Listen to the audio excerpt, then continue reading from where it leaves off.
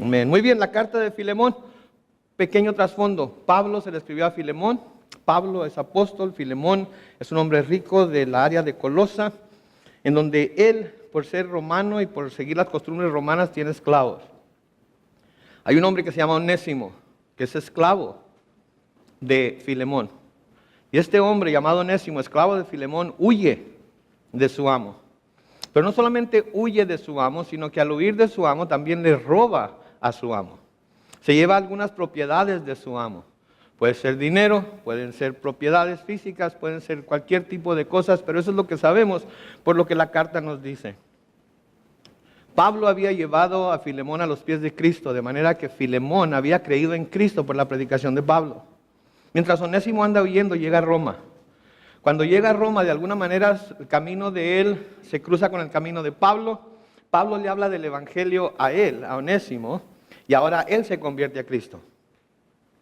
Onésimo le confiesa a Pablo quién es, de dónde viene, y él, por conocer a Filemón, inmediatamente se da la tarea de tratar de reconciliar a Filemón con Onésimo. Pablo empieza entonces a redactar esta carta a través de la cual le va a decir a Filemón que ha encontrado a este esclavo Onésimo, que le ha predicado la palabra, que se ha convertido a Cristo y que ahora él es hermano de Filemón en Cristo. Ese es lo que está pasando aquí a través de esta carta. Y Pablo le pide a Filemón que reciba a Onésimo de nuevo en su casa. A pesar de lo que Onésimo había hecho, a pesar de que Onésimo había oído de él, a pesar de que le había robado, Pablo le dice a Filemón, recíbelo. Recíbelo ya no como esclavo, sino recíbelo como hermano en Cristo. Ya hemos estado hablando acerca de lo difícil que esto debió haber sido para Filemón. Pero podemos identificarnos con él también porque sabemos a veces que perdonar a alguien y tratar de reconciliarnos con ese alguien, especialmente si ha causado un gran daño a nuestra vida, especialmente si nos ha lastimado, especialmente si ha hecho algo que nos ha dolido, es muy difícil. ¿O hay alguien aquí a quien le sea muy fácil perdonar cuando lo ofenden? Cuando lo ofenden grandemente, cuando lo lastiman grandemente, cuando le roban algo. Cuando le quitan algo, cuando algo sucede. Yo soy muy lento para perdonar, aun cuando tengo un accidente automovilístico en la calle, ¿verdad? Porque si choco con alguien, mi reacción humana inmediatamente es echar la culpa a la otra persona. Él tuvo la culpa. Él iba muy recio. Él no se estaba fijando. Y todo el enfoque está puesto en él. Ha habido veces en las que una vez que ya el enfoque se pone en la área correcta y se ve lo que realmente ha sucedido, se da cuenta uno de que tanto fue culpa de uno como del otro y ahora las compañías de aseguranza van a tener que determinar quién tuvo mayor porcentaje de culpa para saber cuánto va a pagar cada quien.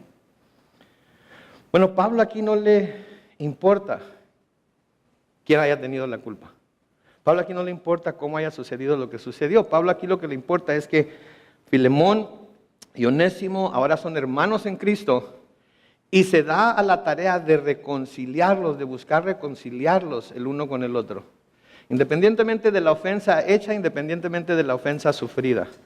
Y hemos estado viendo cómo esto que la palabra de Dios nos enseña a través de esta epístola es precisamente la forma en la que Dios espera que nosotros nos comportemos con nuestros hermanos en Cristo, aun cuando ellos nos pudieran hacer algún daño, aun cuando nos pudieran lastimar, aun cuando pudieran herirnos de alguna manera. Es la forma en la que nosotros tenemos que reaccionar con nuestros hermanos en Cristo. Y porque si los dos somos cristianos, esposo y esposa, somos entonces, antes que ser esposo y esposa, hermanos en Cristo. Es la misma clase de perdón y reconciliación que debemos buscar el uno con el otro. Y es la misma clase de reconciliación y perdón que debemos buscar padres con hijos, hijos con padres, ¿sí?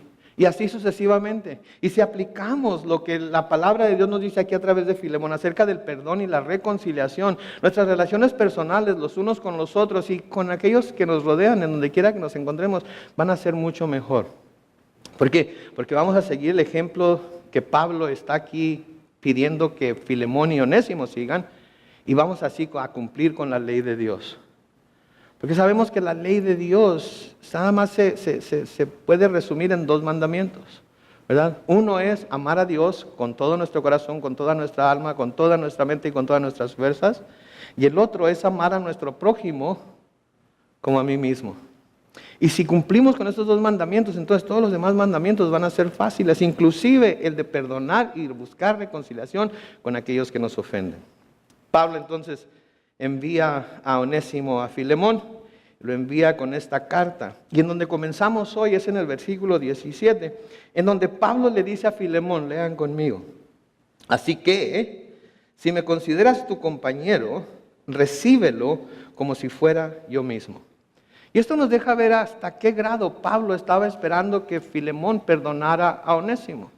Noten aquí que él dice: si tú te consideras mi compañero, si tú te consideras aquel que ha sido parte de mi vida y yo parte de la tuya, aquel que es un amigo en realidad, entonces como amigo yo te pido que recibas a este hombre, a este esclavo, a este que te robó, recíbelo como si fuera yo mismo. Lo que Pablo le está pidiendo aquí a Filemón es que reciba a Onésimo con las mismas atenciones que esperaría que lo recibiera a él. Ahora imagínese usted, lo he mencionado y preguntado varias veces, si la persona que le ha ofendido a usted, si la persona que le ha lastimado a usted, si la persona que ha causado algún estrago en su vida va a venir a visitarla y alguien a quien usted ama mucho le dice: recíbelo o recíbela como si me recibieras a mí, ¿qué iba a ser su mente y su corazón? ¿Qué iban a pensar a ustedes? Pensarían: oh, claro que sí, no hay problema. Oh, claro que sí, con todas las atenciones que te recibiría a ti, mi amigo del alma, mi compañero del alma, mi hermano, ¿verdad? Con ese mismo gozo, con esa misma atención voy a recibir a esta persona. Yo no sé a ustedes, pero yo tendría un poco de problema con decir: ok, está bien. De hecho, les puedo ser completamente sinceros y decir, iba a haber una lucha interna en mí por obedecer o por hacerle caso a mi hermano a quien amo tanto y recibir a esta persona que me ha ofendido de la misma manera que lo recibiera él o ella, y el decir: mejor ni lo mandes. Estoy siendo completamente honesto porque yo creo que todos nosotros, y somos completamente honestos con nosotros mismos, podemos decir: sí, haría lo que me dice Pablo, pero espero que nunca me pase lo que está pasando aquí con Onésimo y Filemón, ¿verdad? Porque no sé cómo voy a reaccionar. No quiero que Dios me vaya a poner esa prueba. Bueno, pues mi hermano, mi hermana, amigo, amiga, quiero decirle que si la palabra de Dios nos está haciendo mención de una prueba como esta, es porque yo creo que tarde o temprano todos y cada uno de nosotros vamos a tener que pasar una prueba como esta, y la palabra de Dios nos está enseñando aquí cómo lidiar con esa prueba.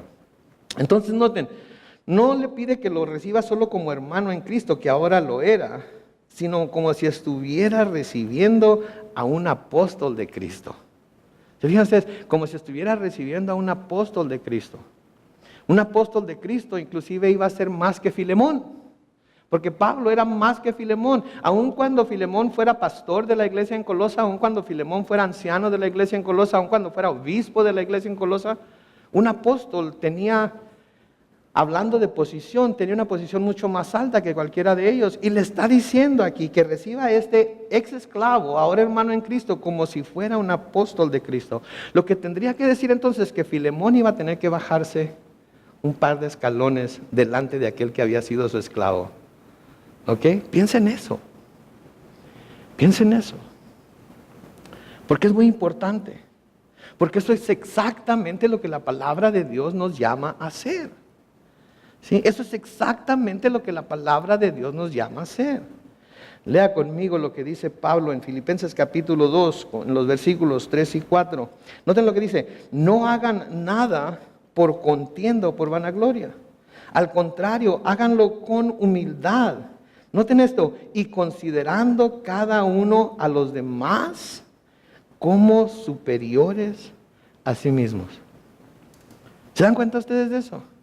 Nosotros como cristianos debemos de considerar a todos los demás como superiores a nosotros mismos.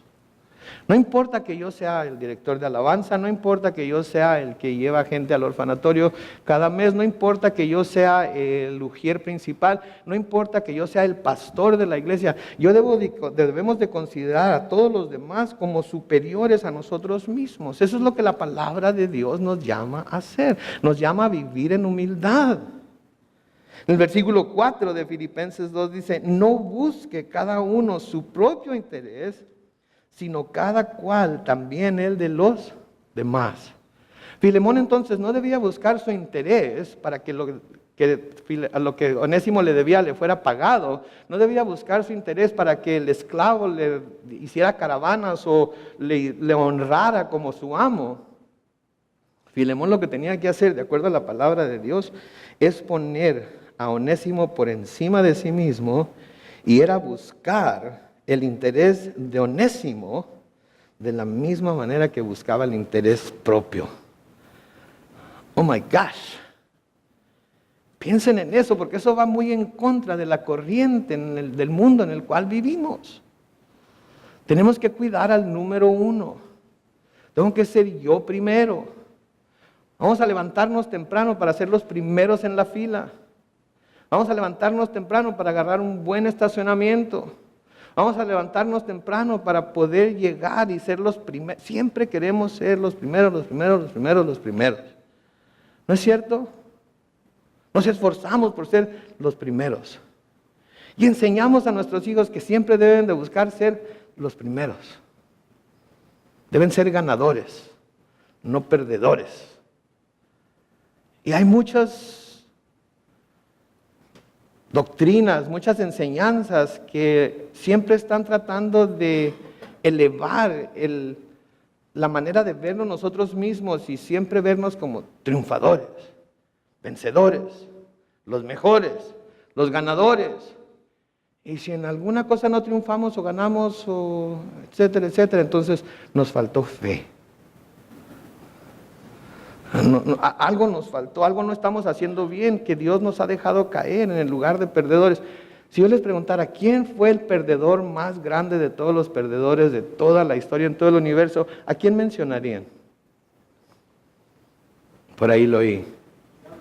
Jesús.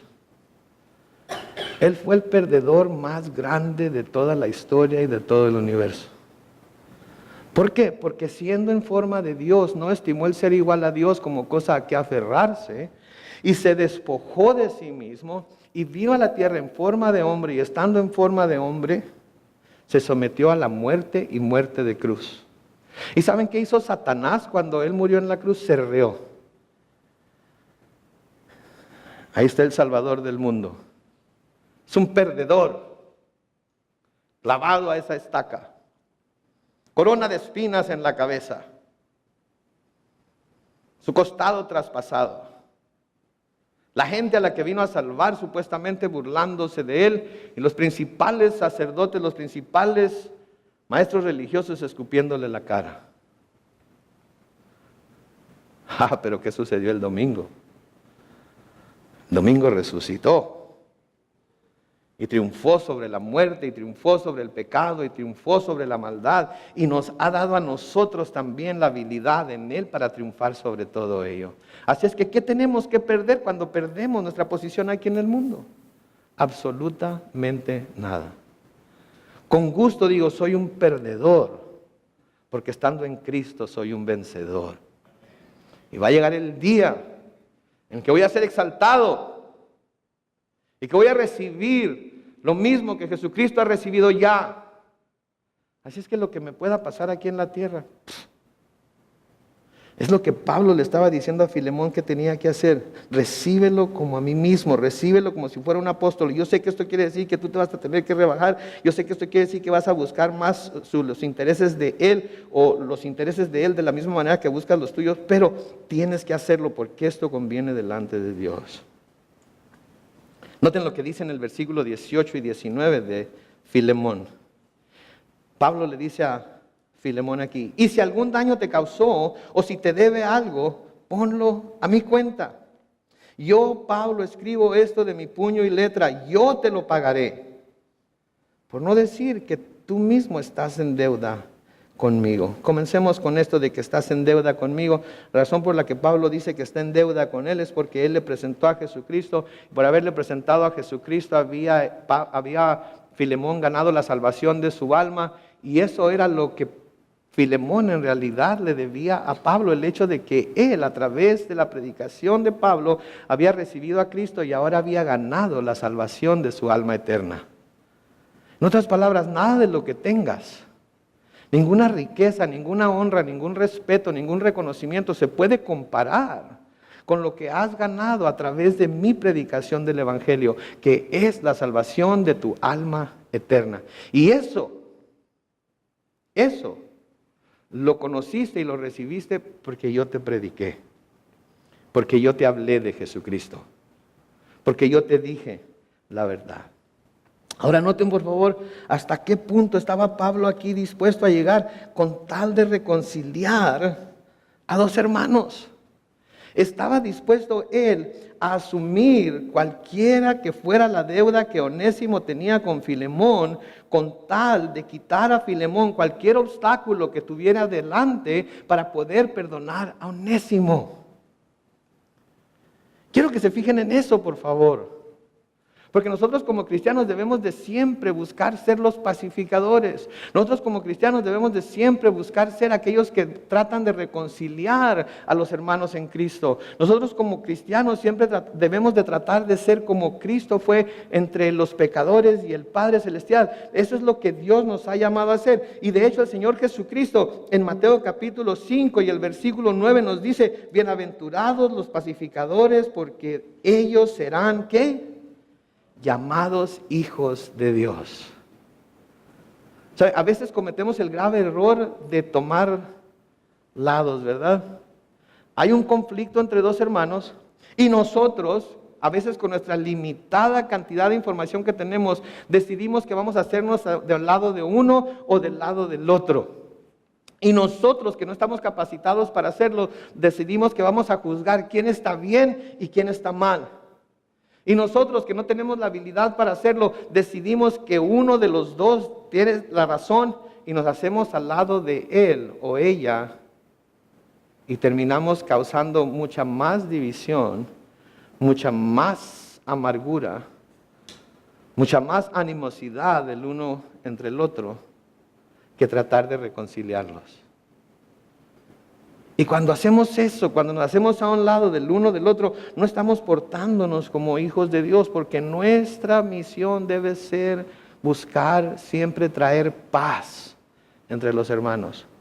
Y si para traer paz entre los hermanos yo tengo que decir, yo no tengo toda la información, yo no tengo todos los datos, así es que yo voy a orar por los dos, voy a orar por las dos y me voy a hacer a un lado para que ustedes arreglen su situación y llámenme a mí cuando quieran que ore con ustedes, cuando quieran que intervenga de alguna manera para reunirlos, para juntarlos, para que haya un acuerdo entre ustedes. Pero si me van a llamar para que yo sea el juez y el jurado de la situación por la que están pasando, no puedo, porque no estoy capacitado para hacerlo.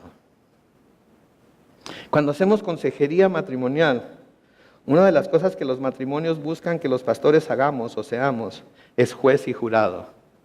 Él es así, ella es así, así es que usted nos va a decir quién está bien y quién está mal. Cuando recién empecé a pastorear, yo me ponía, Señor, dame un poder sobrenatural para saber quién está diciendo la verdad y quién está diciendo mentiras. Y el Señor me llevó a su palabra. Y me mostró cómo en Efesios capítulo 5 le dice a los maridos, maridos, amen a sus mujeres como Cristo ama a la iglesia y se entregó a sí mismo por ella. Mujeres, sométanse a su marido como al Señor en todo. Marido, ¿lo estás haciendo? Pues, dentro de lo que cabe, sí. Eso quiere decir que no, por eso tienes los problemas que tienes. Mujer, ¿lo estás haciendo? Pues es que, hermano, usted no sabe cómo es él. Si se diera a respetar, si fuera un poco más así, si fuera un poco más allá, entonces, ok, nomás dice, maridos, amen a sus mujeres como Cristo ama a la iglesia y se entregó a sí mismo por ella. Punto. Dice, si ella se porta de tal manera, si ella hace tal o cual cosa. No, dice, ámala. A ella le dice, sométete. Dice, si él se porta de tal manera, si él hace tal o cual cosa. No, dice, sométete. ¿Lo estás haciendo? ¿Lo estás haciendo? Y nos damos cuenta que no. Ahí está el problema. Vayan y hagan lo que la palabra de Dios dice. Pero no va a funcionar, yo la conozco muy bien. Vayan y hagan lo que la palabra de Dios dice.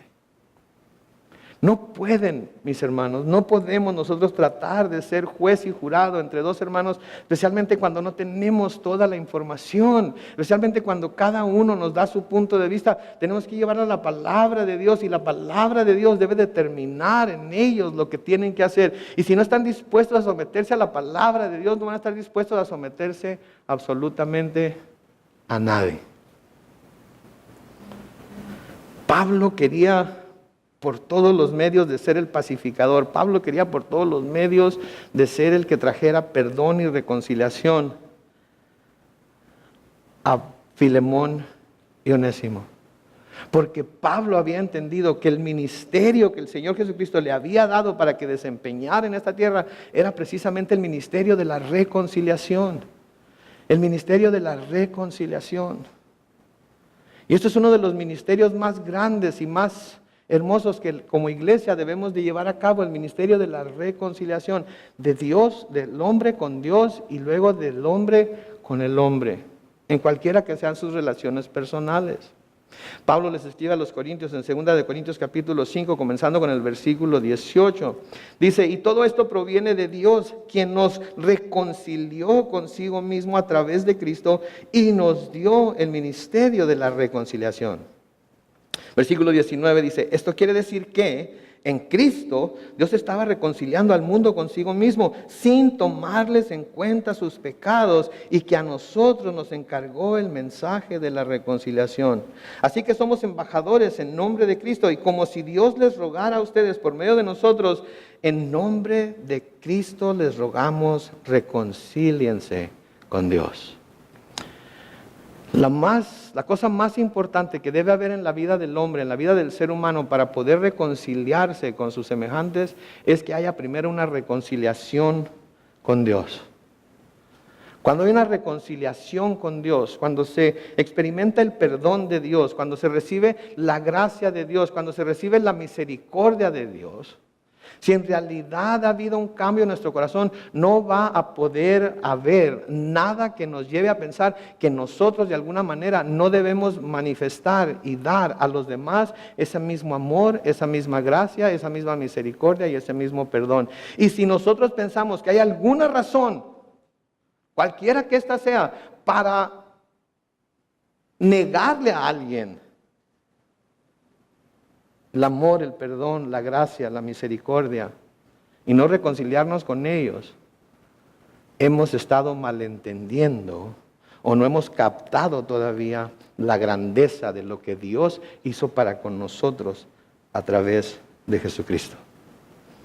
Porque el corazón que Pablo tenía aquí para reconciliar a Filemón y Onésimo es el mismo corazón que debe haber en nosotros. Y noten que Pablo estaba dispuesto a pagar lo que hubiera sido que Onésimo le hubiera robado a Filemón con tal, de nuevo, de quitar cualquier obstáculo para que Filemón y Onésimo fueran reconciliados. ¿Escucharon lo que dije? Estaba dispuesto a hacer lo que fuera para quitar cualquier obstáculo que le impidiera a Filemón y Onésimo ser reconciliados. ¿Y saben qué? Esto fue exactamente lo que Jesús hizo por nosotros. Esto es exactamente lo que Jesús hizo por la humanidad. Quitó todo obstáculo que hubiera podido haber entre Dios y el hombre para que el hombre pudiera reconciliarse con Dios. Lo que quiere decir es que todo hombre, toda mujer, todo ser humano que está vivo sobre la tierra ahorita, que está respirando sobre la tierra ahorita, tiene la habilidad por lo que Cristo hizo de poder reconciliarse con Dios. Y si no se reconcilia con Dios, no es porque el camino haya sido abierto para que lo haga, es porque simplemente no quiere tener esa reconciliación. Así como cuando tenemos un problema con alguien, cuando no queremos perdonar, cuando no queremos reconciliarnos, no hay nada que nos mantenga en ese estado de ira, en ese estado de amargura, en ese estado de enojo, en ese estado de no perdonar, excepto nuestra propia voluntad, que no está dispuesta a hacer lo que tiene que hacer para poder traer la reconciliación entre la persona que nos ofendió o que ofendimos y nosotros. Las puertas del cielo están abiertas a toda criatura por lo que Jesucristo hizo. Y esto que Pablo está haciendo aquí, y quiero aclarar algo, no estoy comparando a Pablo con Cristo, sino que estoy señalando sus acciones como una ilustración de lo que Cristo hizo por nosotros. ¿Sí? Porque lo que Pablo está haciendo aquí entre Onésimo y Filemón es exactamente lo que Cristo hizo por nosotros delante de Dios. En 1 de Pedro capítulo 2, los versículos 22 al 25, dice, Cristo, escuchen esto, no cometió ningún pecado, ni hubo engaño en su boca. Cuando lo maldecían, no respondía con maldición. Cuando sufría, no amenazaba, sino que remitía su causa al que juzga con justicia. Él mismo, hablando de Jesús, llevó en su cuerpo nuestros pecados al madero, para que nosotros, muertos ya al pecado, vivamos para la justicia. Por sus heridas fueron ustedes sanados, porque ustedes eran como ovejas descarriadas, pero ahora se han vuelto al pastor que cuida de sus vidas. Noten lo que dice aquí, Cristo que no cometió ningún pecado, Cristo en el cual no hubo ningún engaño, Cristo que cuando lo maldecía no maldecía. Sí, Cristo que dejó que le hicieran todo lo que le hicieron y se encomendó a Dios, aun cuando le estaban haciendo lo que le estaban haciendo. Dice que Él llevó en su cuerpo nuestros pecados. Él los llevó. Ahora, cuando decimos la palabra Él llevó, nos imaginamos que lleva una gran carga, ¿verdad? Que lleva una gran carga quizás en los hombros. Nos imaginamos la cruz, nos imaginamos el patíbulo, que es el travesaño que se pone en dirección horizontal sobre la cruz, ¿verdad? Y tenemos la habilidad de nosotros para razonar que aun cuando esto hubiera sido muy pesado y el pecado de la humanidad debió haber sido muy pesado, de todas maneras tenemos la idea para de alguna manera verlo y no verlo tan seriamente quizás. Pero hay otra palabra que se puede usar aquí en lugar de la palabra llevó, y la palabra es asumió. Asumió.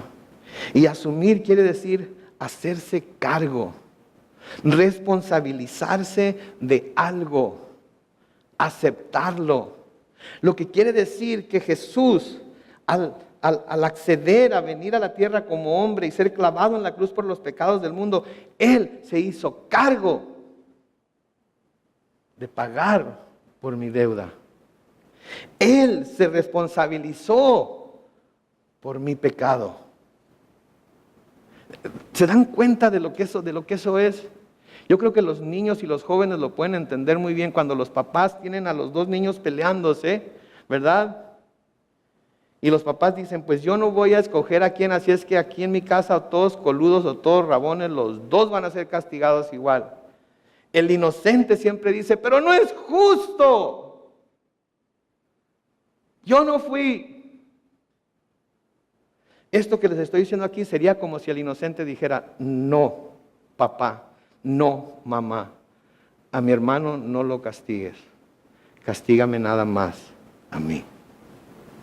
Yo me hago responsable de lo que pasó aquí, de lo que está pasando aquí. Y el hermano, que es el culpable, lo mira y dice, sí, mamá, él fue. Nos reímos, pero eso fue lo que pasó con Cristo, mis hermanos. Como humanidad estábamos perdidos. No había manera de salvarnos. Éramos culpables. Somos culpables. Y Cristo viene en escena y le dice al Padre, no los castigues a ellos. Yo me hago cargo de su deuda. Yo me responsabilizo de lo que ellos hicieron. Yo acepto el castigo por lo que ellos han hecho. ¿Se dan cuenta ustedes? De la magnitud de la gracia y la misericordia de Dios en Cristo Jesús. Así como Pablo no le debía nada a Filemón, al contrario, Filemón le debía a él. Así como Pablo no tenía por qué asumir la deuda de Onésimo. Y nadie lo hubiera culpado si no hubiera dicho, lo que él te deba yo te lo pago. Nadie hubiera dicho, ay, ese Pablo, qué bárbaro.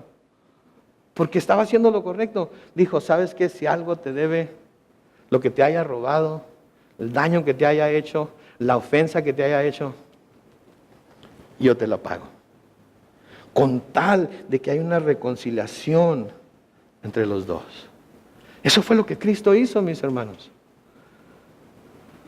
Él no ofendió a nadie, Él no cometió ningún pecado, ni una palabra, ni una mala palabra salió de su boca, como nos dice Pedro. Pero Él mismo llevó en su cuerpo nuestros pecados en el madero. Él se hizo cargo de ellos, Él se responsabilizó de ellos. Bien, nada más esas palabras, Él se responsabilizó de ellos. Y pagó por ellos. A los Corintios les escribe Pablo en 2 de Corintios capítulo 5 y el versículo 1, al que no cometió ningún pecado. ¿Se fijan ustedes ahí en la palabra? Ningún pecado, ni uno solo. Por nosotros Dios lo hizo pecado, para que en Él nosotros fuéramos hechos justicia de Dios. De nuevo recalca la palabra de Dios aquí, que Cristo era completamente inocente. Él no la debía ni la temía. Tomó la responsabilidad por el pecado suyo y por mi pecado, por su propia voluntad.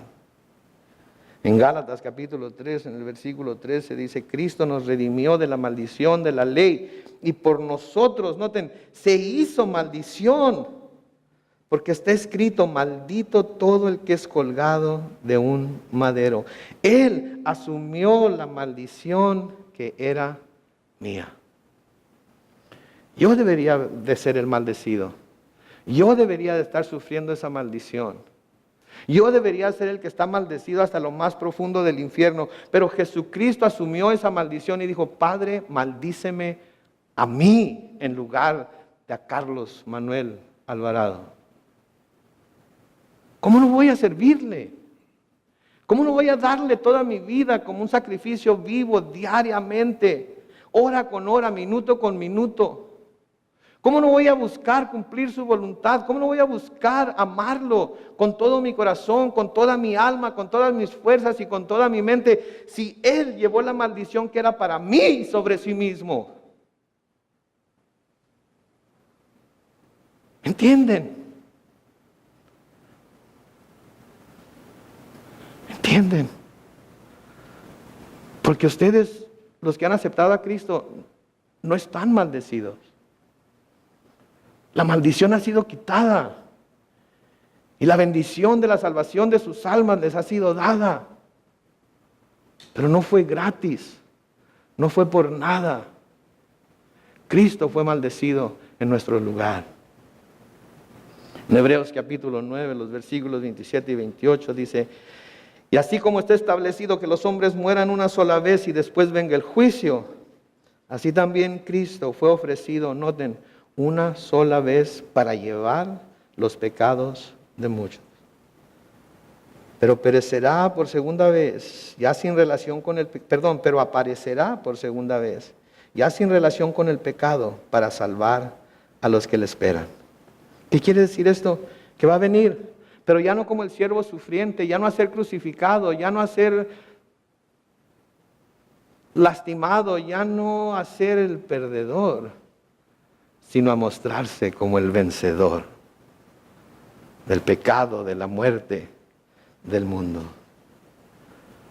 Entonces Pablo lo que le está diciendo aquí a Filemón es, hey, si algo te debe, yo lo pago. Cualquiera que sea la deuda, yo estoy dispuesto a pagarla, con tal de que tú y él se reconcilien. Lo mismo que Jesucristo hizo con tal de que ustedes y yo podamos estar reconciliados con Dios. Y espero que todas y cada una de las personas que están aquí hoy se hayan aprovechado ya de esa bendición de poder ser reconciliados con Dios por medio de Cristo Jesús. Porque no tiene por qué haber ninguna animosidad, no tiene por qué haber ninguna enemistad, no tiene por qué haber ningún temor delante de Dios si estamos en Cristo Jesús, porque Él pagó por nuestra reconciliación. En el versículo 20 de Filemón dice, así es, hermano, permíteme sacar algún provecho de ti en el Señor, reconforta mi corazón en el Señor. ¿Recuerdan lo que le escribió en el versículo 7? Miren el versículo 7, le dice, hermano, tenemos gran gozo y consolación en tu amor, porque por ti han sido reconfortados los corazones de los santos. En otras palabras, yo sé que en tu corazón está el reconfortar a los corazones de los santos. Y luego Pablo está diciendo aquí, como uno de ellos que soy, te pido, reconfórtame a mí con este favor. Vean, este es el apóstol Pablo una vez más, bajándose un par de escalones y diciendo, yo soy como uno de los santos a los que tú has reconfortado antes, reconfórtame a mí también.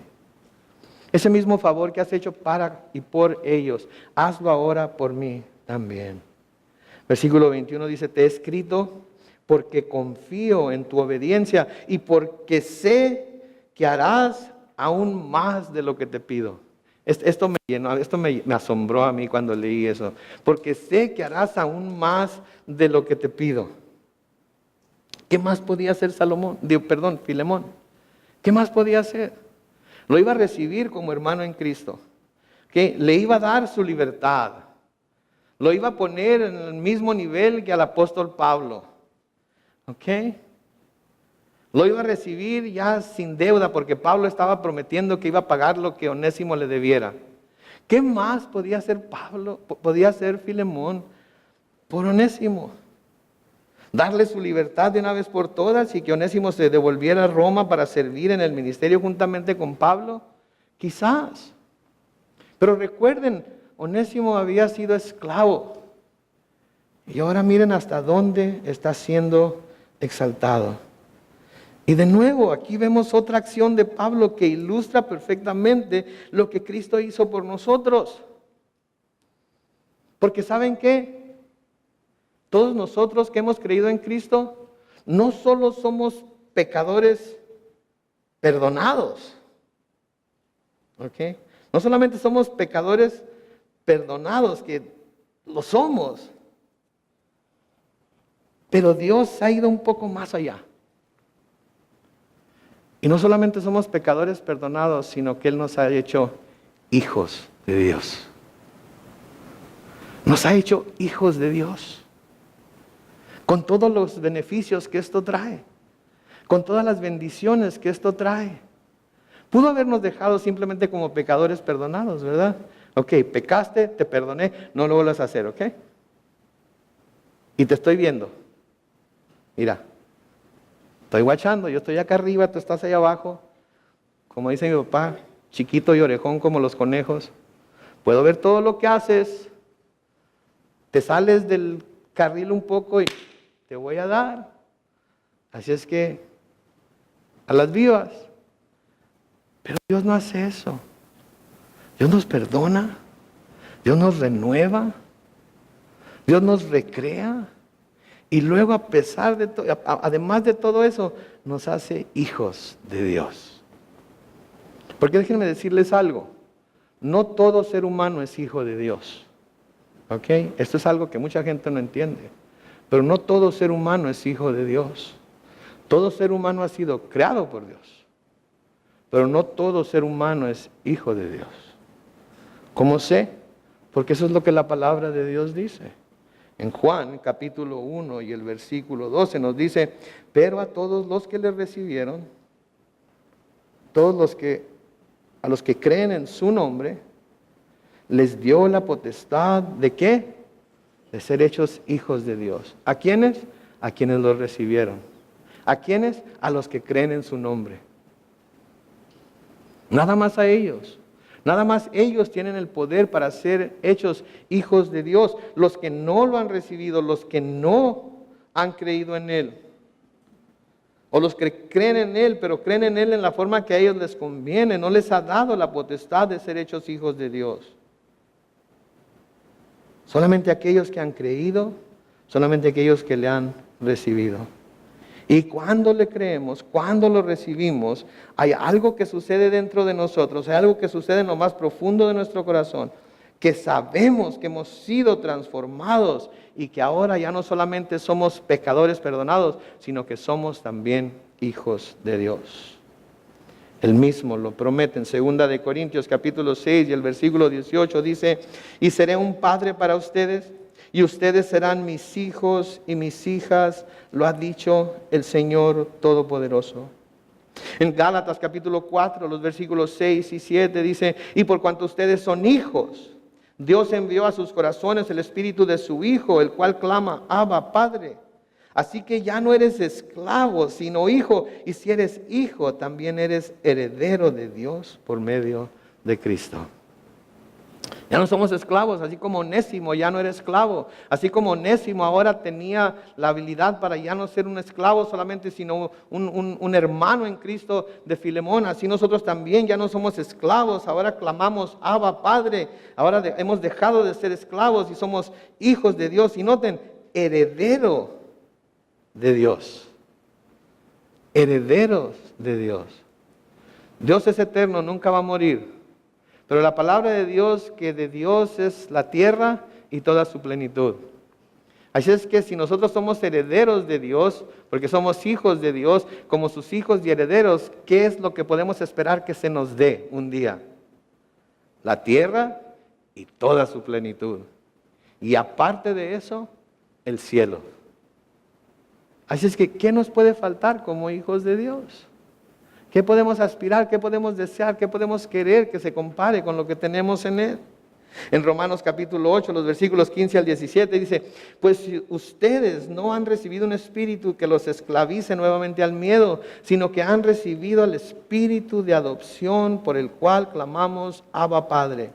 El espíritu mismo da testimonio a nuestro espíritu de que somos ¿qué? Hijos de Dios. Y si somos hijos, somos también herederos. Herederos de Dios y coherederos con Cristo, si es que padecemos juntamente con Él, para que juntamente con Él seamos glorificados. Noten, somos coherederos con Cristo. Coherederos con Cristo. Si nosotros fuéramos coherederos con los hijos de la reina de Inglaterra, ¿qué esperaríamos recibir cuando la reina muera? Uy, calle boca para lengua, ¿verdad? Porque tiene riquezas, pero sí, qué bárbaro, ¿verdad? ¿Qué tantas riquezas tendrá Jesucristo? Y si somos hijos de Dios, somos herederos de Dios y somos coherederos con Cristo. Quiere decir que todo lo que Jesucristo va a recibir en su gloria es lo mismo que nosotros vamos a recibir. ¿Serían ustedes? Dios no solamente nos ha reconciliado consigo mismo por medio de Cristo, sino que también por medio de Cristo nos ha convertido en sus hijos y por medio de Cristo también nos ha hecho herederos de todo lo que es de Dios. Sin embargo, nos esforzamos mucho a veces por buscar la gloria de la tierra, la gloria terrenal, los bienes terrenales, los bienes materiales, las cosas que esta tierra tiene para ofrecer, cuando en realidad no tenemos necesidad de nada de ello. Porque tenemos la gloria que solamente Dios puede dar. Y luego noten en el versículo 22, Pablo le dice a Filemón: prepárame también alojamiento, pues espero que por las oraciones de ustedes se les concederá verme. Noten, Pablo tenía aquí la confianza de que por la oración de la iglesia en la cual se encontraba Filemón, la casa de Filemón, él iba a ser liberado de sus prisiones, porque sabemos que estaba como prisionero en Roma. iba a poder ir a visitarlo, lo iban a poder ver, así es que le dice, prepárame un alojamiento. Noten la seguridad con la que Pablo le dice, prepárame un alojamiento. Si Pablo quería que Filemón orara, que no pensara que las oraciones eran una mera formalidad. Pablo creía que por las oraciones de Filemón y de la iglesia podrían estar juntos una vez más. Y saben que esa es la misma actitud que nosotros debemos de tener hacia la oración. No pensar en ella como, ay, vamos a ir al servicio de oración otra vez y vamos a orar por las mismas cosas y vamos a ir a los mismos hermanos a orar y vamos a pasarnos una hora ahí y a ver qué pasa. Tengo tanto tiempo orando por esto y Dios no me ha contestado. Y mejor, ¿para qué voy? No, Pablo quería que Filemón supiera que necesitaba estar orando por él, y aun cuando estaba todavía en prisión, Pablo tenía la seguridad de que iba a ir a visitarlos. Pablo, como hemos visto a través de los estudios que hemos tenido en Colosenses y ahora en Filemón, hemos visto que era un hombre de oración, creía en la oración, sabía que la oración cambiaba cosas. Y la oración en realidad es para cambiar nuestro corazón hacia Dios, es para cambiar nuestro corazón hacia las pruebas que estamos pasando, es para cambiar nuestro corazón hacia las situaciones por las que estamos viviendo. A veces las situaciones no cambian, pero nuestra manera de ver las situaciones cambia y se convierten en algo que nunca pensamos que pudieran ser. Y esas situaciones y aún hasta pruebas y aflicciones pueden ser llenas de gozo, nada más por el hecho de que hemos ido a Dios, se las hemos contado y las hemos dejado en sus manos.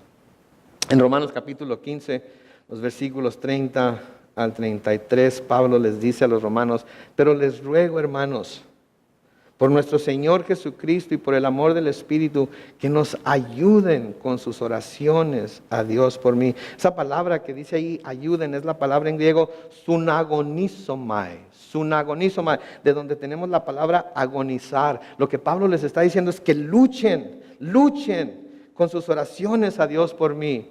Así como Jacob luchó con Dios, así nosotros debemos de luchar también en oración para con Dios, delante de Dios. Es una lucha, ¿no es cierto? Es una lucha levantarse temprano, es una lucha ponerse de rodillas, es una lucha venir al servicio de oración, es una lucha clamar a Dios por 10 minutos, cuánto más una hora. Es una lucha constante que tenemos que librar con la carne, pero es una necesidad para el cristiano. Note, entonces dice que me ayuden con sus oraciones a Dios por mí, para que sea yo liberado de los rebeldes que están en Judea y que la ofrenda de mi servicio a los santos en Jerusalén sea agradable, para que por la voluntad de Dios llegue a ustedes gozoso y pueda descansar entre ustedes. Que el Dios de paz sea con todos ustedes. Y el pueblo de Dios dice, amén. Versículos 23 al 25 de Filemón dice, te saludan Epafras, que es mi compañero de prisiones por Cristo, y mis colaboradores Marcos, Aristarco, Demas y Lucas. Que la gracia de nuestro Señor Jesucristo sea con su espíritu. Y todos decimos, amén. Mis hermanos, tenemos que aprender la lección de Filemón. Va a haber diferencias entre nosotros, va a haber problemas entre nosotros, va a haber situaciones que se van a levantar entre nosotros. Va a haber situaciones que se van a levantar en su propia casa, entre cónyuges, entre padres e hijos, entre hijos y padres. Sí, pero en todo ello siempre debemos buscar el perdón y la reconciliación. Porque eso es lo que Dios quiere para nosotros. Y no solamente el perdón y la reconciliación, sino la restauración de la relación personal que tenemos con cualquiera de esas personas. No al nivel en el que se encontraba antes, sino a un nivel mucho más alto del que tenía antes. Mientras pasa el grupo de alabanza al frente, quiero que lean conmigo un pasaje más. En Efesios capítulo 4, los versículos 25 al 32. Pablo escribe, por eso cada uno de ustedes debe desechar la mentira y hablar la verdad con su prójimo, porque somos miembros los unos de los otros. Enójense, pero no pequen. Reconcíliense antes de que el sol se ponga y no den lugar al diablo. El que antes robaba, que no vuelva a robar. Al contrario, que trabaje y use sus manos para el bien a fin de que pueda compartir algo con quien tenga alguna necesidad. Versículo 29 dice, no pronuncien ustedes ninguna palabra obscena, sino solo aquellas que contribuyan a la necesaria edificación y que sean de bendición para los oyentes. No entristezcan al Espíritu Santo de Dios, con el cual ustedes fueron sellados para el día de la redención. Desechen todo lo que sea amargura, enojo, ira, gritería, calumnias y todo tipo de maldad. En vez de eso, sean bondadosos y misericordiosos y perdónense unos a otros, así como también Dios los perdonó a ustedes en Cristo. Amén.